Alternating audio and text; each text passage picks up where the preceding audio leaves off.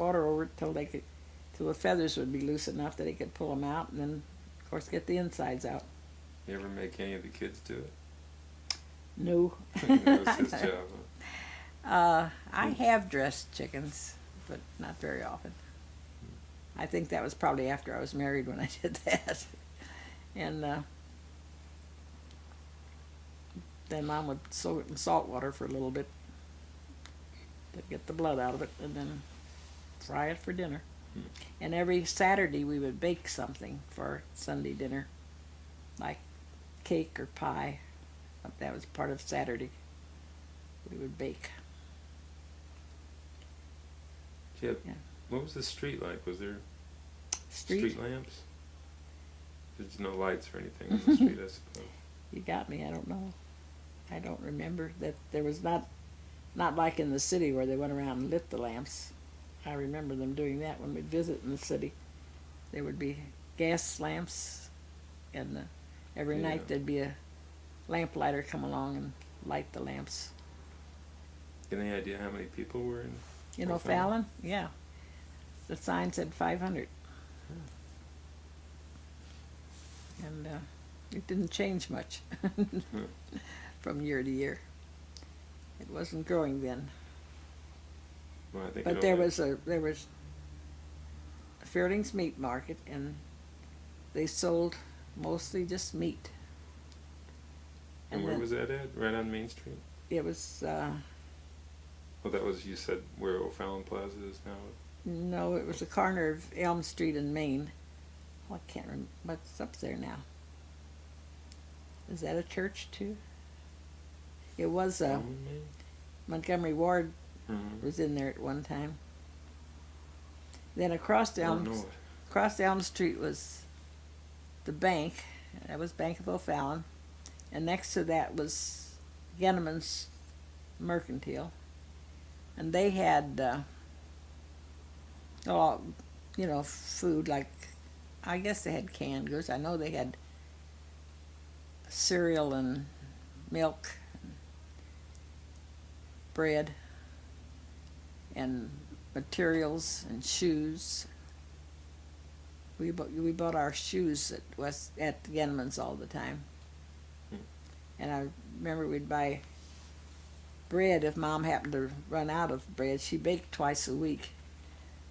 But if she happened to run out, we'd get a loaf of bread for a nickel. Cornflakes for 15 cents. It seemed to me that cornflakes and Rice Krispies were about the only cereal they had. It's all we ever had, and I'm not sure if I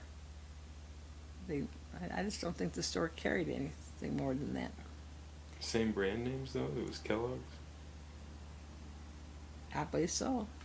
I believe so. And then down the street, well, I think after Genneman's was the post office. It was just a little room or so in there. There was a post office, and then there was a tavern, and then there was Weststoff's store. Yeah. And Weststoff's carried more hardware stuff than Genneman's did, and more materials too, dress material and that kind of stuff. Of course, people sewed. Everybody sewed in those days.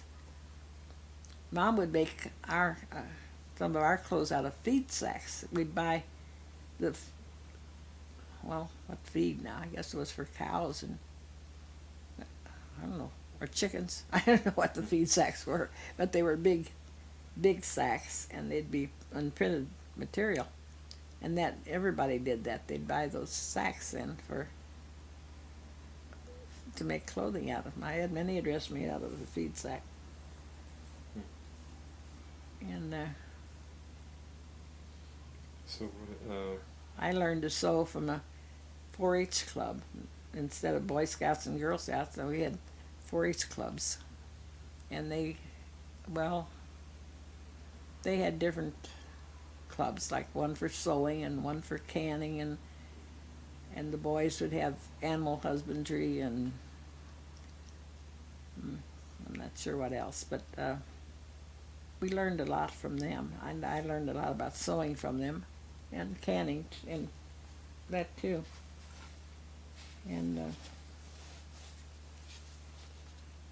Oh, the convent was there, I guess, right? Hmm? The convent? Oh yeah, the It convent was always there. when always you were there, yeah. And at Assumption Church.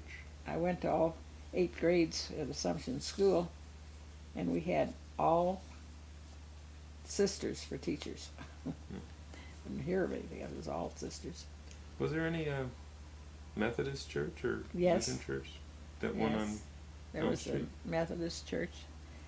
I think it was probably about the only one, though. Oh, I don't think there were a lot of other denominations.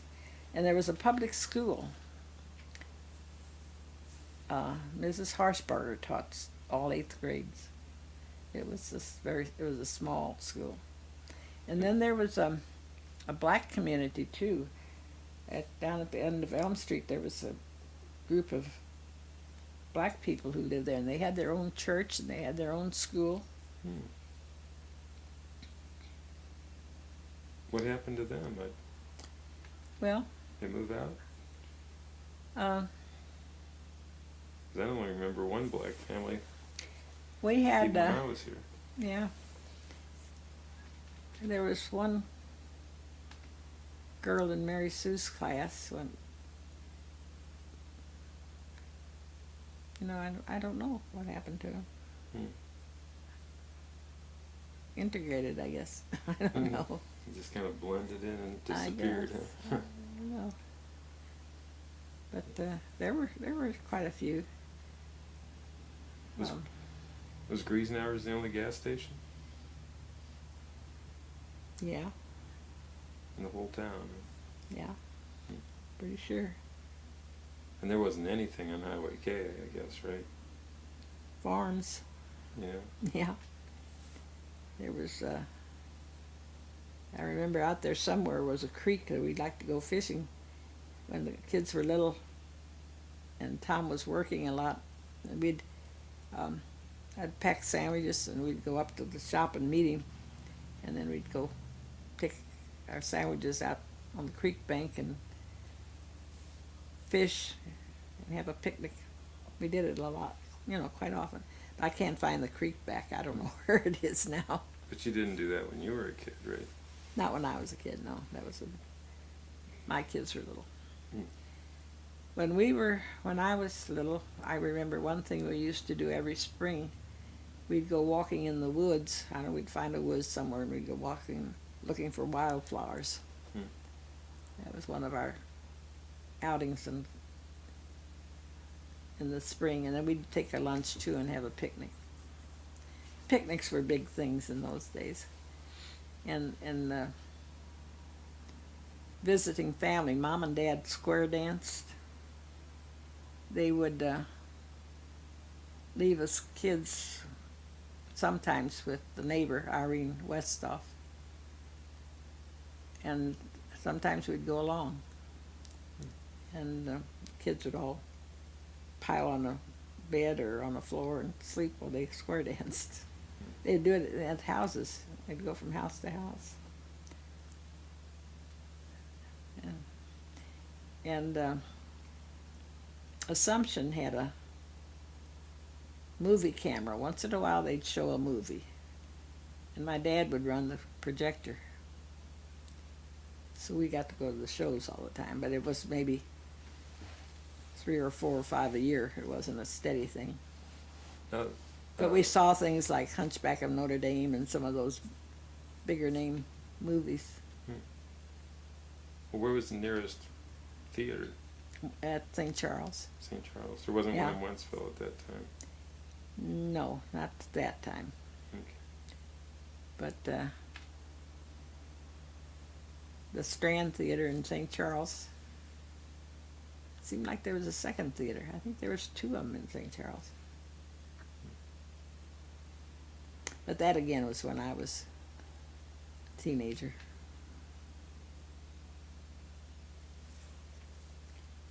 Is now. Okay, one thing I remember, when Mom would wash, she'd bring a washboard into the kitchen. I don't know what happened to the wash house. I said we had a wash house. Well, anyhow, she'd bring a wash bench into the kitchen and 2 tubs and a scrub board. and she'd be washing when I went to school in the morning, and she'd still be washing when I got back in the evening, in the afternoon. She would wash all day, rubbing on the board. Every day? Oh no, once a week. Oh, once a week. But Dad's clothes would get pretty dirty because he was on that oil truck. And then of course ironing was a big thing in those days too. I actually learned to iron at the very beginning with irons that we heated on the stove. That sounds like a lot of fun, don't it? They'd either be too hot or too cold. But we had to iron, everything was starched and dampened down. It wasn't like it is ironing now. It was, honest to goodness, ironing. Dad's white shirts. You didn't have But, any blended materials or anything either, the right? It was materials all were- wool and cotton. And cotton, yeah, mostly cotton and things like that. And that takes ironing, not pressing, ironing. Okay. But then we did get the electric iron as soon as electric was in town. So that was a big help. I don't think I ever got very proficient at using those irons on the stove. But that's the way Mom had to do it, I guess. Do you remember if he had a well or not? We had a cistern Sister? out in the backyard. And that was our source of water. We'd have to go and pump the water, turn the handle until we got a bucket full of water and bring it in the house. And, of course, carry it out. We'd have to carry it out. There was no drain. And I remember we'd put a little cheesecloth on the pump where the water came out in case there was bugs or worms or something in the cistern that it wouldn't come into our drinking water.